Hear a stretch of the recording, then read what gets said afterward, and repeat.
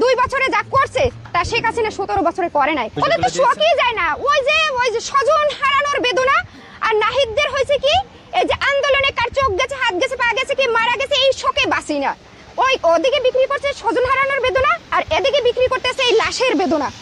কাজ কি করছে? চুরি করতে তো বাদ দেয় নাই, লুটে খাইতে তো বাদ দেয় নাই 2 বছরে। হাসিনা যে পদ্মা সেতু বানাইছে না, সুন্দর তো বানাইছে। সে মারিয়ে কাইটে খাইলেও পদ্মা সেতুর উপর দিয়ে আমরা সুন্দরভাবে চলতে পারি, আমাদের কোনো অভিযোগ নাই।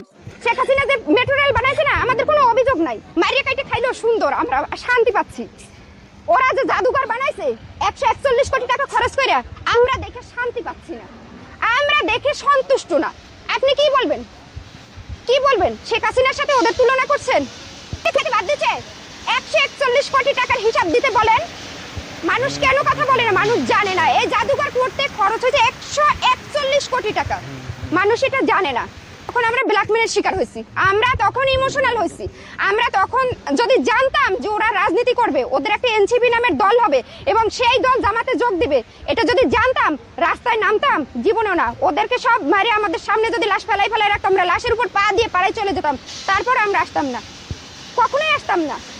হাসিনার ব্যাপারটা তো আমি ওভাবে জানি না, আমি তো ওই যে আন্দোলন থেকেই দেখছি, মানে তারপর থেকে জানতে পারছি যে হাসিনা খারাপ, তার খারাপ দিকটা আমি তখন থেকে ঘাটাঘাটি করে জানছি। তার আগে রাজনৈতিক কোনো বিষয় আমি ওভাবে ঘাটাঘাটি করে জানিনি। যখন দেখছি আবু সাইদদের মারছে, আরো বাচ্চাদের মারছে, অসীম মানে অনেকগুলো তো মারা গেছে, সবার নাম তো আর বলতে পারি না, মুগ্ধ সবাই, হ্যাঁ, এভাবে যখন মারা গেছে ওইগুলো দেখে যখন দেখছি তখন তো আমরা ইমোশনাল হয়ে গেছি। আমরা আপনারা বাঙালি, আমরা যেমন দুর্দান্ত সাহসী তেমন আমরা প্রচুর কিন্তু ইমোশনাল। আমরা তখন ইমোশনালি ব্ল্যাকমেল হয়ে গেছি।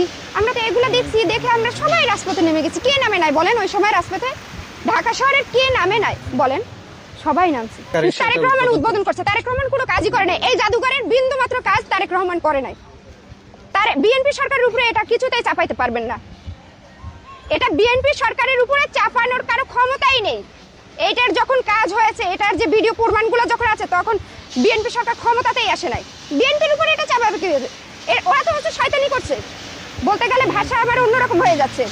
নাহিদ, সার্জিস, তারপর ওই যে কি বলে হাসনাত, ওরা যারা আর কি এই কাজগুলো করছে, যারা ইউনূস সরকারের সাথে থেকে যে কাজগুলো করছে, ওরা তো হচ্ছে ভালোই একটা চালাকি করছে, ব্রেন চালাইছে যে হচ্ছে আমরা এরকম লুটে পেটে খাবো 141 কোটি টাকা, পরে হচ্ছে তারেক রহমানের হাতে তুলে দিব, দোষ সব তারেক রহমানের হবে। এটা ভাবছে না, এত বোকা না, এত মানুষ বোকা না। তাদের তো নেতৃত্বে আপনারা রাজপথে এসেছেন, এখন তাদেরকে নিয়ে আপনাদের ওদের নেতৃত্বে আসছিলাম, তখন আমরা ইমোশনাল হয়ে গেছি। তখন কাছে কি মনে হয়? আমাদের কাছে মনে হয় যে এটা মানে আমাদের ক্ষতি হয়েছে। আমার কাছে মনে হয় হ্যাঁ, শেখ হাসিনার একটা পতন হওয়া দরকার ছিল। শেখ হাসিনা স্বৈরাচারী ছিল, সে যদি স্বৈরাচারী না হতো তাহলে আল্লাহ তার উপরে ওই দিন গজব দিত না, বুঝছেন? পাপের গড়া যখন পূর্ণ হয় আল্লাহ তখন গজব দেয়।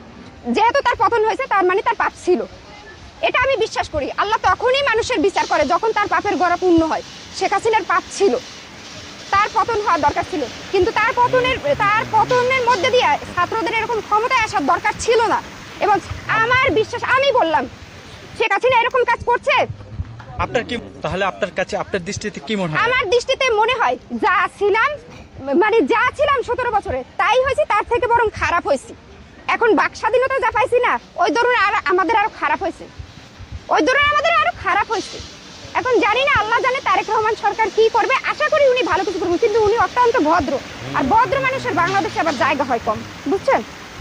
উনি ভদ্র, ওনার দ্বারা তো আশা করি উনি ভালো কিছু করবে। অ্যাটলিস্ট উনি চুরি করবে না, উনি খুব বড় কিছু না করতে পারলেও অ্যাটলিস্ট উনি চুরি করবে না। ওনার মা বাপের ইতিহাসে তো চুরি নাই, উনি চুরি করবে না, এটুক বলতে পারি। এরকম হচ্ছে 141 কোটি টাকা খরচ করে মানুষকে বগিযোগী বুঝ দিবে না। আপনারা সবাই দেখছেন না জাদুঘর দেখে, কি আপনারা সন্তুষ্ট? আপনাদের কি কারো মনে হয় যে 141 কোটি টাকা খরচ হয়েছে? কেন আপনারা কথা বলেন না? আপনাদের এই নিয়ে কথা বলতে হবে, আওয়াজ তুলতে হবে। হাসনাত আব্দুল্লাহ বলে এক খেজুর দিছে, ঈদে টাকা দিছে, সবকিছুর হিসাব দেয়। হাসনাত আব্দুল্লাহ তাহলে এই জুলাই জাদুঘরের হিসাব দিনা? এই জুলাই জাদুঘর কি তারেক রহমান বানাইছে না হাসনাত আব্দুল্লাহরা বানাইছে? ইউনূস সরকার বানাইছে? কে বানাইছে বলেন? মুখ থেকে বলেন না।